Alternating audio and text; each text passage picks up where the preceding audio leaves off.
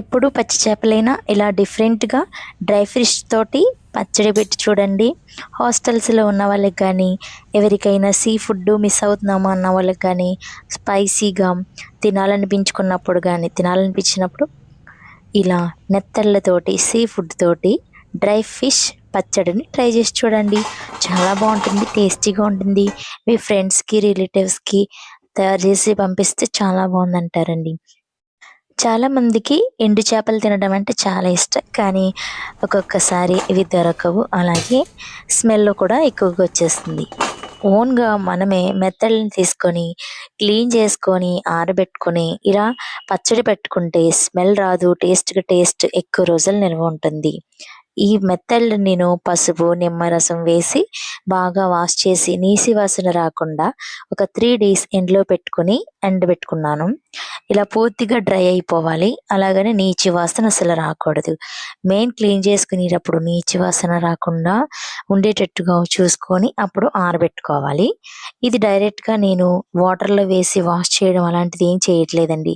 ఇప్పుడు దీనికి పలుచు కూడా లేదు. అలాగే ఈకలు తోకలు కూడా నీట్గా క్లీన్ చేసేసుకున్నాను. ఇలా ఎవరికి వారే ఇంట్లోనే డ్రై ఫ్రూట్స్ తయారు చేసుకోవడం వచ్చిన వాళ్ళు తయారు చేసుకొని ఈ పచ్చడిని తయారు చేసుకుంటే చాలా బాగుంటుందండి. ఎక్కువగా సముద్రపు చేపలు నీసి వాసన వస్తాయి అంటారు, కానీ ఇలా ట్రై చేసి చూడండి, అసలు నీసి వాసన రాదండి. నేను ఇక్కడ డ్రై ఫ్రూట్స్ని తీసుకున్నాను. నేను ఇక్కడ కేజీ వరకు తీసుకున్నాను. ఆరబెట్టగా నాకు ఇక్కడ పావు కిలోకి కొంచెం ఎక్కువగా వచ్చింది. ఇప్పుడు ఈ ఫిష్ తోటి పచ్చడి తయారు చేసి చూపించబోతున్నానండి. నేను ఇక్కడ తక్కువ క్వాంటిటీలోనే పెట్టుకుంటున్నాను కాబట్టి నేను ఇక్కడ కొంచెం నిమ్మరసం ఆయిల్ కూడా తక్కువ వేస్తున్నాను. ఒకవేళ ఎక్కువ క్వాంటిటీ అలాగే ఎక్కువ రోజు నిల్వ ఉండాలంటే ఆయిల్ ఎక్కువ పడుతుంది. ఇప్పుడు దీనికోసం మసాలాలను ప్రిపేర్ చేసుకుంటున్నాను. ధనియాలను తీసుకొని ఒక 3 tablespoons స్పూన్స్ వరకు వేసేసుకొని ఇందులోకి జీలకర్ర కూడా వేసేసుకొని తర్వాత జీలకర్ర వేసిన తర్వాత గరం మసాలాలు కూడా యాడ్ చేసుకుంటున్నాను. ఇక్కడ స్టార్ పువ్వు కొంచెం, అలాగే జాపత్రి, లవంగాలు, మిరియాలు, అలాగే యాలకులు అవన్నీ కూడా వేసుకుంటున్నాను కొంచెంగానే. ఎక్కువగా కావాలనుకునే వాళ్ళు కొంచెం ఎక్కువ వేసుకోవచ్చు. జస్ట్ కొంచెం ఫ్లేవర్ కావాలనుకునే వాళ్ళు ఈ విధంగా వేసుకుంటే చాలు. ధనియాలు, జీలకర్ర, గరం మసాలా మొత్తం పూర్తిగా మంచిగా ఫ్రై అయిన తర్వాత స్టవ్ ఆఫ్ చేసేసి ఈ మసాలాలను మిక్సీ జార్లో వేసుకొని గ్రైండ్ చేసుకోవాలి. మెత్తగా గ్రైండ్ చేసేసుకున్న తర్వాత ఇందులోకి పూర్తి వెల్లుల్లిపాయని రబ్బల కింద తీసుకొని పొట్టు ఏమి తీయవసరం లేదు. ఈ విధంగా వేసేసుకొని ఒక 2-3 పల్స్ ఇచ్చిన తర్వాత మిక్సీ జార్లో ఉన్న పౌడర్ని వేరొక గిన్నెలోకి ట్రాన్స్ఫర్ చేసేసుకోవాలి. ఇప్పుడు ఒక నిమ్మకాయ, ఒక పెద్ద సైజు నిమ్మకాయ అంతా తీసుకుని నిమ్మకాయని జ్యూస్ తీసుకోవాలి. దాంట్లోంచి గింజలు ఏమీ లేకుండా చేసుకోవాలి. తర్వాత నేను ఇక్కడ 250 గ్రాముల కప్పుతోటి వేరుశనగ ఆయిల్ని తీసుకుంటున్నాను. ఈ ఆయిల్ వేసేసుకొని నూనె బాగా హీట్ ఎక్కిన తర్వాత డ్రై చేసుకున్న ఎండు మెత్తల్ని వేసేసుకొని గరిటెతోటి కలుపుకుంటూ ఫ్రై చేసుకుంటున్నానండి. వీటిని మరీ హై ఫ్లేమ్లో కాకుండా సిమ్లో పెట్టుకొని కలుపుకుంటూ ఫ్రై చేసుకోవాలి. కొంచెం స్లోగానే కలుపుకుంటూ ఫ్రై చేసుకోవాలి, ఎందుకంటే ఉడికిపోయి విరిగిపోతాయి కనుక.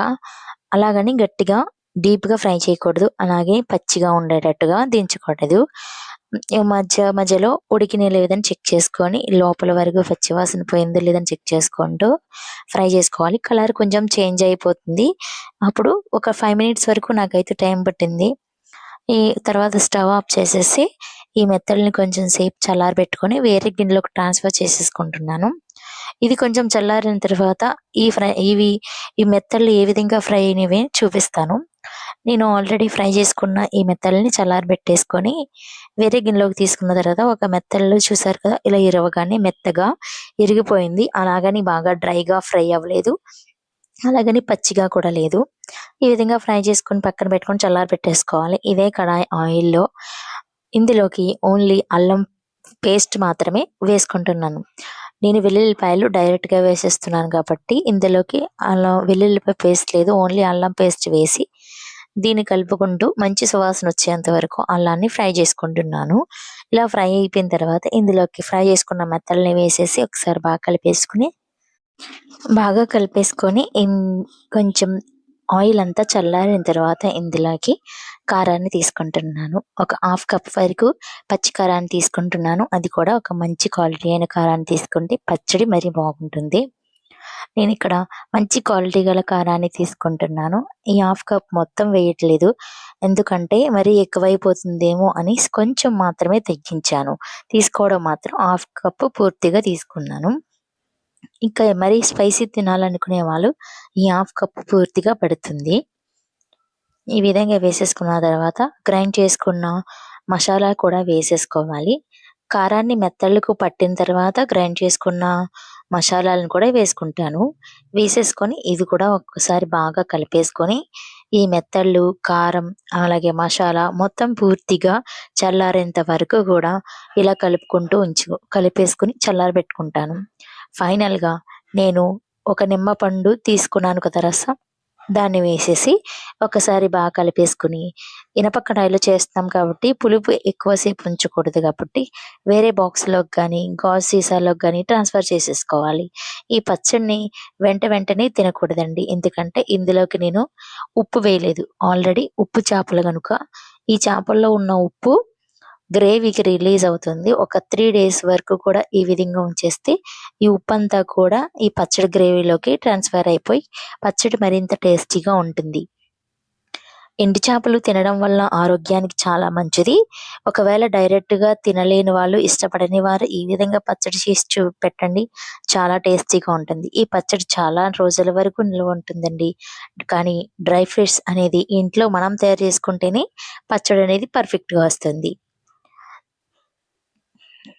ఈ పచ్చడిని వేడి వేడి అన్నంలో ఒక 3 డేస్ తర్వాత తింటే చాలా బాగుంటుంది. ఇన్‌స్టంట్‌గా తిన్నా చాలా బాగుంటుందండి. ఎందుకంటే మెత్తల్లో ఉప్పు ఉంది కదా! దానివల్ల చాలా బాగుంటుంది. మరి ఈ వీడియోస్ మీకు నచ్చిందా? ఇలాంటి సింప్లీ రెసిపీస్ కోసం నా ఛానల్‌ని సబ్స్క్రైబ్ చేసుకోండి. Thank you for watching.